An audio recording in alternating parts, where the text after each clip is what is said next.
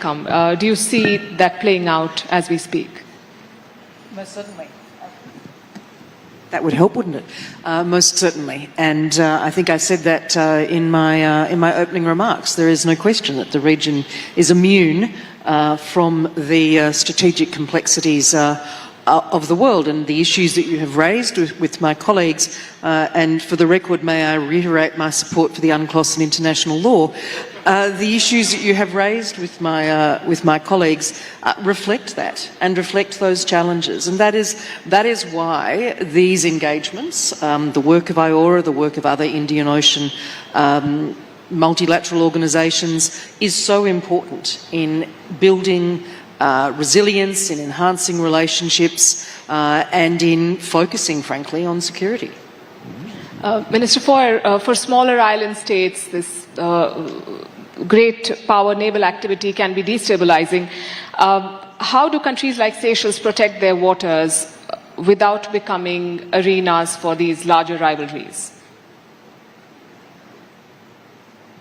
Thank you very much. It's a very good question. It's something that we live with on a daily basis. We have, with partners and with our own resources, been developing our own capacity as an independent country to monitor and manage this large exclusive economic zone that we have, which is approximately 1.4 million square kilometers, 3,000 times the size of our land mass in itself.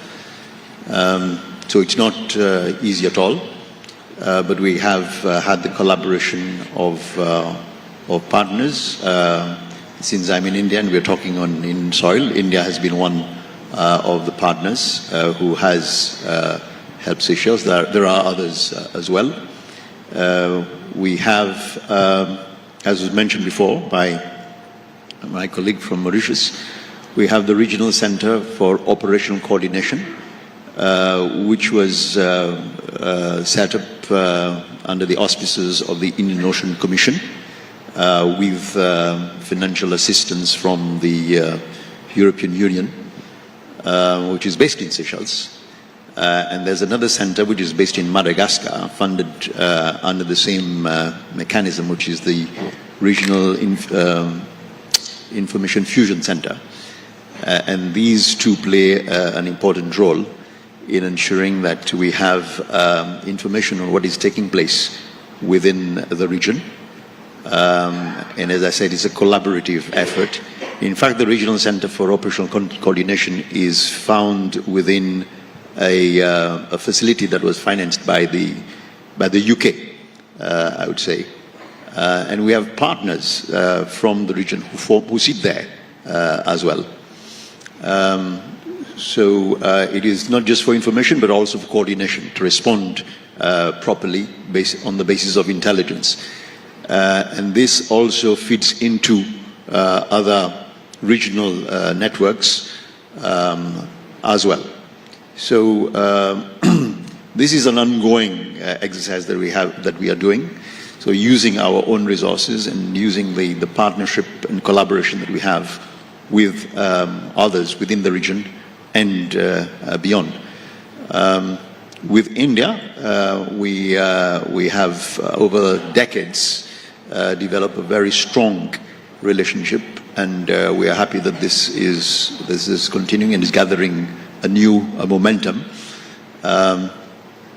We have aligned strategically in terms of maritime security and governing the space in terms of the sustainability of the ocean and the development of the capacity of our state and the other states in the region. We've aligned with the Indian Ocean Rim Association, and recently with the Colombo Security Conclave as well. And all this forms part of a regional architecture which ensures that we have the capacity for us to properly manage the area.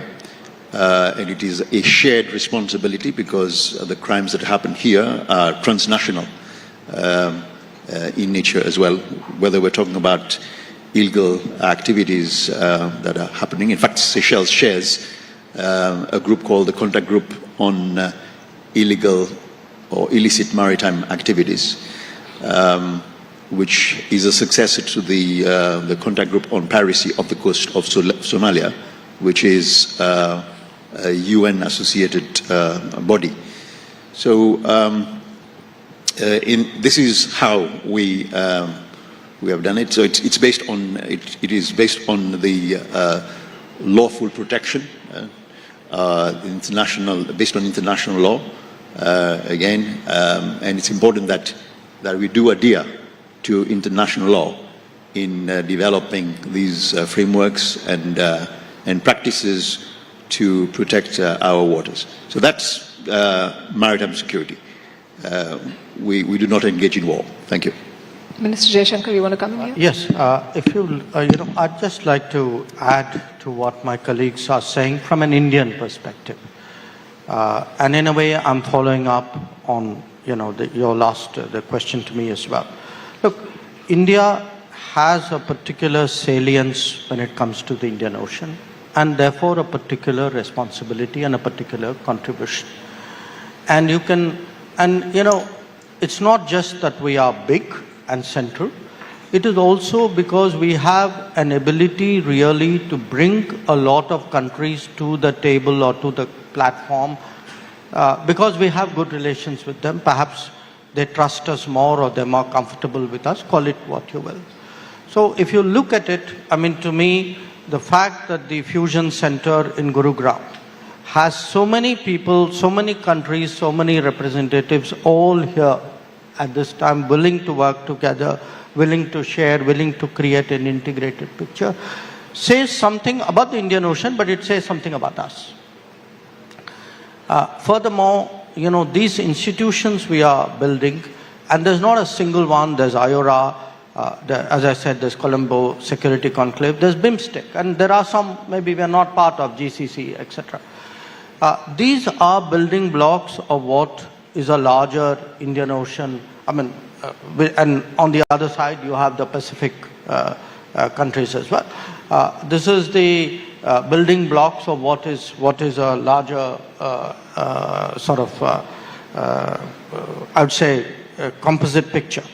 Now, beyond that, it's also the bilaterals. When I look at three of my colleagues there, Seychelles, Mauritius, Sri Lanka, with their navies and their coast guards, we have a long history of working together. Many of them have ships or craft which are of Indian origin. We've done trainings together, we've done exercise together, and not just with them. We also, if you look actually at the exercises in the Indian Ocean or the Indo-Pacific, big ones, small ones, Australia is again a very important exercise partner. You see the Indian Navy or the Indian Coast Guard actually pretty much in every one of them. It's a common element. If you take the totality of maritime activities and say which country features most, we are there. And we are members again of RECAP, the organization based to counter piracy in Singapore. But the bottom line is, one part of it is the presence, one is the working together, but we actually practically help. We help in terms of countering the flow of drugs, we deal with IUU fishing, we deal with HADR situations, we deal with oil spills. Sri Lanka had a big oil spill, Mauritius had a big oil spill. It was actually Indian vessels which went there first and helped to clean up. So the point I'm making is that when you brought up the word net security provider, yes, we are a net security provider. But that does not in itself obviate or override the realities of what is the region. Because it is a region where countries other than those of the region are present in a maritime form. And the last point, and this is not a facetious point, UNCLOS. Okay, look, you must understand the importance of the Indian position on UNCLOS, because often people speak about UNCLOS in relationship to other countries. We practice what we preached. When we tell people to abide by UNCLOS judgments, we have abided by judgments which have not always been to our benefit, but we have actually, if we have taken a position on an UNCLOS judgment in South China Sea, we have also taken a position on an UNCLOS judgment which applies to us, and I think that's not a small point. Indeed. Ms. Payne, more than 80% of global oil shipments and other shipments pass through these waters. We've talked about the threats that are emerging, not just piracy, but a lot more. Taking forward from the point that Minister Jaishankar made here, are regional maritime frameworks equipped to handle these emerging threats, or is cooperation still largely issue-based? Do we have a more institutionalized regional order? I think the sorts of frameworks that you're talking about and the sorts of history and activities that Minister Jaishankar has just outlined are fundamental to making sure that we are prepared and responsive and able to adapt to the changing environment. And there is no question that the environment is changing significantly, the strategic environment, and also non-traditional challenges and threats as well, which I think a number of my colleagues have referred to in their observations today. So our only option is to, in my view, constantly review those frameworks, those relationships, the partnerships, the alliances, to make sure that they are fit for purpose. Because if we don't, then we, in my view, condemn ourselves to potential failure, if not disaster, by not being ready and not being prepared. This is a constant process, and it's even more so in the 21st century, where change is so fast and so constant. And so there is no alternative for those of us who want to be significant security partners in the region. India, Australia, my colleagues here, who all have different roles in capital S security and small s security in our region. Absolutely no choice but to be constantly vigilant and ensure that we are standing up for ourselves and supporting each other. Minister Vijitha Herath, Sri Lanka sits at the crossroads of major sea lanes and global interests as well. How do you balance economic partnerships with the need to avoid strategic entanglement? As far as concerned the economic balancing, there must be a good mechanism and regional cooperation, because without balancing those two factors, the climate change factors and economic growth factors, we cannot reach our targets. Though it is a challenge, but we have to do that. As Minister said that, though country is small or large, our voice is very important. Voice is very powerful. Therefore, if we are going to balance those two factors, we too have prepare a good mechanism for that. There are some ways to do that, but it is not sufficient. That's why people are suffering a lot, because we have to think about normal people's livelihood activities. We have to protect their livelihood activities, and simultaneously we have to grow up our blue economy, and we have to take some steps to protect our environment aspects. Therefore, we, Sri Lanka, as a country, has taken some steps, but it is not enough. That's why we are talking about the cooperation, regional cooperations, importance of the regional cooperation. Then we can facilitate cooperative security arrangements. And likewise, we can develop common standards. Using common standards and facilitate cooperative security arrangements, and thinking about blue economy and climate change, we can balance that, we have to form a mechanism for that. That is my views. We think using IORA, we can do that.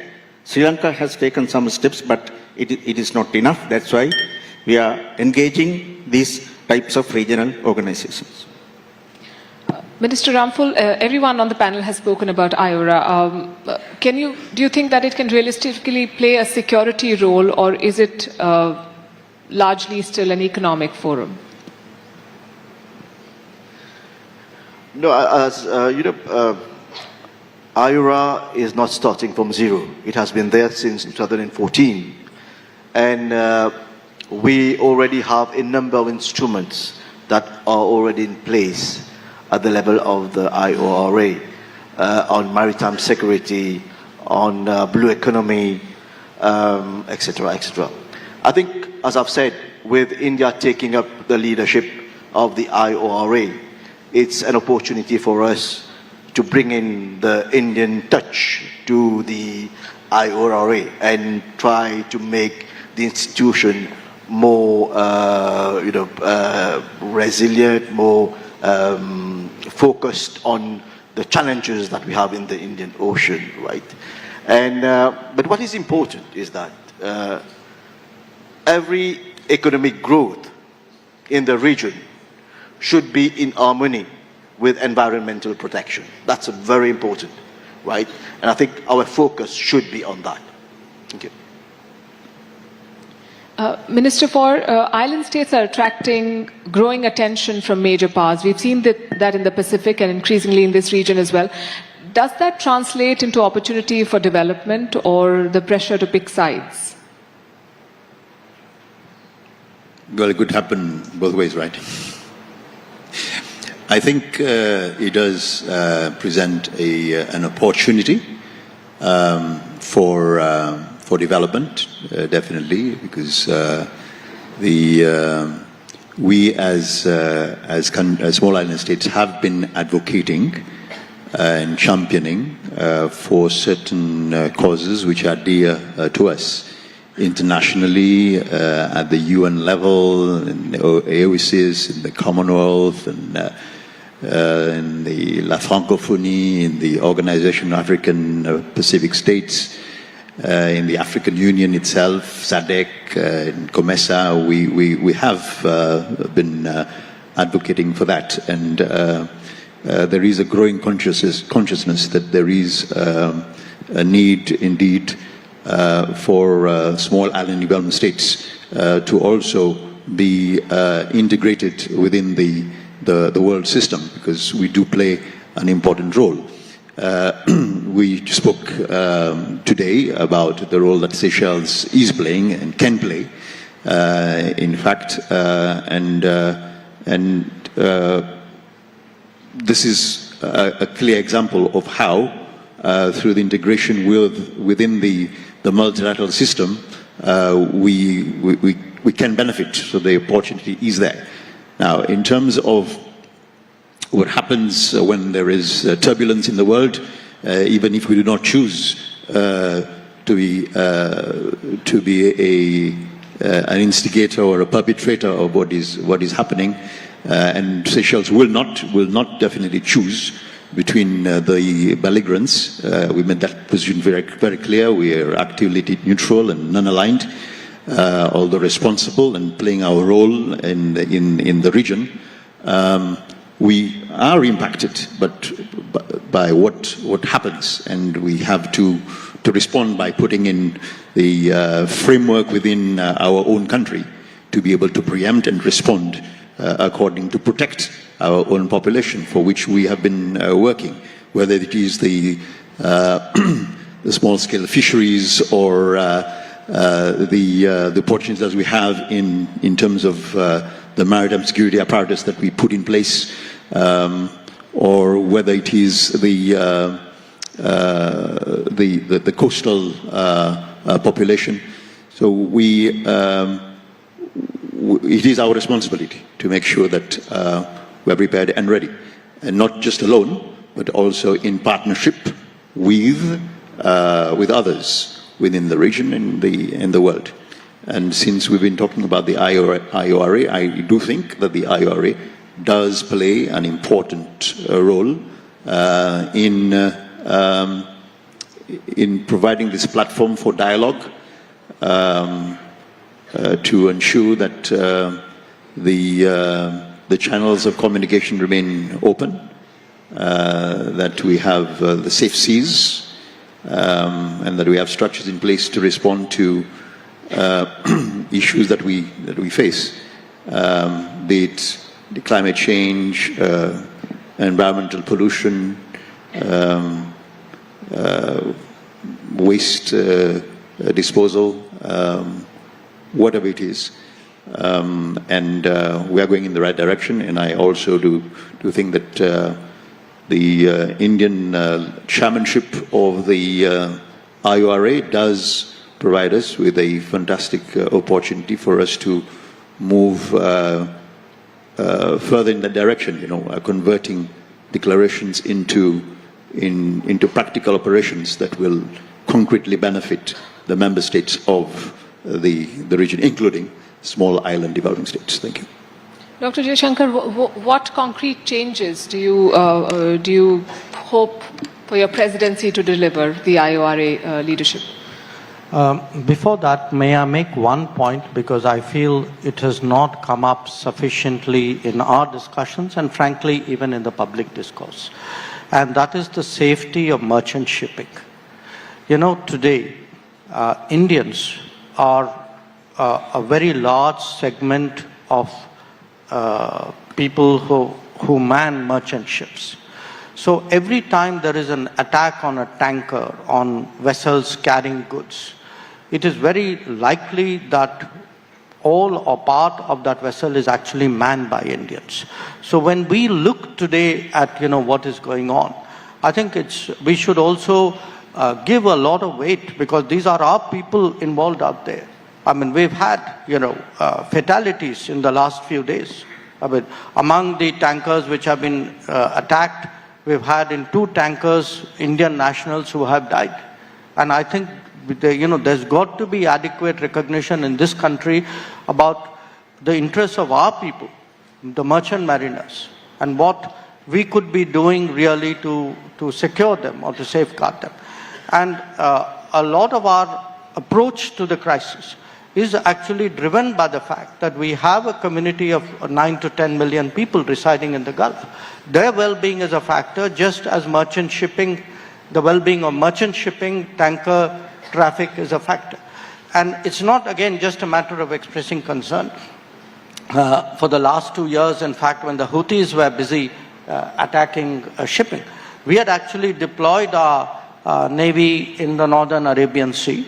Again, in line with our independent political stance, the Americans had an operation called Prosperity Guardian. We worked independently of it. We coordinated with what the US was doing, but we coordinated with Europe, we coordinated with some of the regional navies. So, at the end of the day, a lot of this comes down, countries are in it, they have interests, they have people, they have economic or energy concerns out there. And I think it's natural that our policies eventually will take all of that into account. And I just felt that the merchant marine part has not really got the prominence that it did. On your IORA question, absolutely, we would like really to put in more resources into IORA activities. I don't think it's an organization which can take on security role. It was never envisaged as such. It has among its members countries who sometimes are at odds with each other as well. So often security organizations need a certain convergence, a very strong convergence of interest. That may not be the case, but we still think, despite all that there is a case for doing more in IORA, more projects, more common activities, more experience sharing, more training. And this is something we intend to do.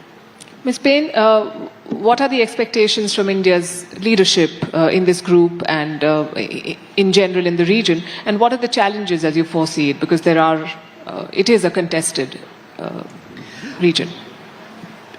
I'm not sure it's for me to answer what the expectations are for India's leadership. India is a natural leader in the region, demonstrates that on a regular basis in its strength of partnerships with allies, with partners, strategic and otherwise, in its participation globally, not just in the Indian Ocean region. It is a very important partner for Australia at multiple levels. Minister Jaishankar referred to some of the military-to-military engagements that India engages in, and other maritime engagements with our friends in Sri Lanka, in the Seychelles, in Mauritius. I'm immensely proud of the relationship between the Australian Defence Force, particularly the Navy, with India and their counterparts. It has been a very increasingly important part of our engagement as we have stepped up. Minister Jaishankar said it had been a long time, we would say in Australia, between drinks, since there had been a high-level visit to Australia. But we have had the opportunity to welcome Indian leaders regularly over the past 8 or so years in particular, which has been a really powerful message to Australia and, in my view, to the region of India's role and leadership. None of us is in this room by accident. This convening of Raisina is happening in New Delhi for a reason. And that thought leadership that sits behind that through the work of the Ministry of External Affairs and through the work of the ORF is emblematic, I think, of the role that India plays and which continues to grow. Minister Ramphul, are there any concerns about regional institutions not being able to reflect the voices of smaller states as well? This type of regional organization cannot work as a regulatory body, but can coordinate. We can take cooperative actions, and we can prepare common principles, and we can take our steps according to that common principles. The UNCLOS is the base of the international laws. Therefore, we have to follow, and we must follow, and we raise our voice for that, and we have to take our steps according to that laws. We must push all other countries to do that. That is our message to all countries to the world. Thank you. Right, we're out of time, but I'll ask you to please make your comments. Thank you. I think in this multipolar world where you have the emergence of several blocks, and each block's looking at their own interests, it's high time that we also look our own backyard, right? So it's important that, as I've said, we use every regional institutions that we have and make the most of it. Just to give you an example, Mauritius, Seychelles, Réunion Island, Comoros, and Madagascar are small island states very close to each other. And we have regrouped ourselves into what you call the Indian Ocean Commission, where we look at projects of common interest, right, and try to find solutions to our challenges. And I think IORA will give us a bigger platform to try to find solutions to our challenges in the region, right? So if other groups are doing it, if other blocks are doing it, why shouldn't we also come together and make this place a better place for the future generations? Thank you. Thank you very much. I think we've covered a lot of ground, and just before this conversation I was advised to better acquaint myself with UNCLOS, but I think that goes for the entire hall. Thank you very much for being such a wonderful audience, and thank you for your thoughts. Thank you so much, Palki, and of course to all the speakers, honorable ministers. Thank you so much for joining us today. If I could invite you all to the top of a stage for a quick photograph. For the audience, I have a request. please be a little orderly, and because even outside there is a small space in case you want to leave.